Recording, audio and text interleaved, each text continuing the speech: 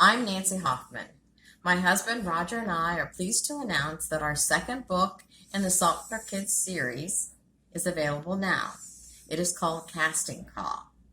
This fictional story centers around Minnie and Art Cunningham and their friends as they prepare for the fall play at Thurgood Marshall Middle School. I thought it would be fun to read a few pages from the first chapter, so here goes. Casting Call by Nancy and Roger Hoffman. Chapter 1, The Announcement. No one calls her Mrs. Brickhouse anymore. Her students nicknamed her Mrs. B out of love and respect many years ago. Mrs. B is the best drama teacher at Thurgood Marshall Middle School, or anywhere else for that matter. At just about 5 feet tall with curly, almost gray hair, Mrs. B is a force to be reckoned with. She always goes to bat for her kids, as she likes to call us, but she's also willing to do whatever it takes to settle us down when we need it. This morning, she was going to announce the fall play.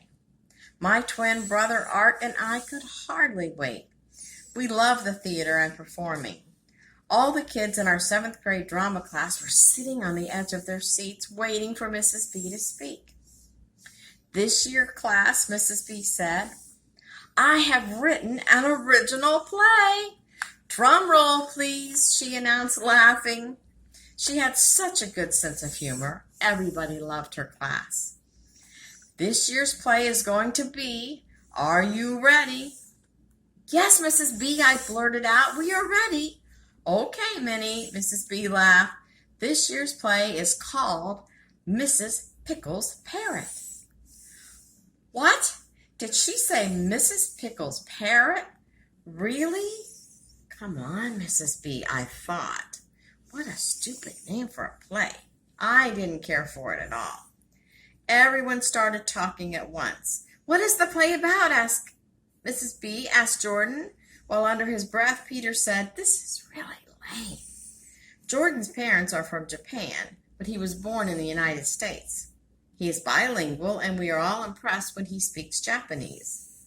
Peter and his dad moved to the States from Senegal just last year. Believe it or not, he speaks 3 languages: English, Senegalese, and French.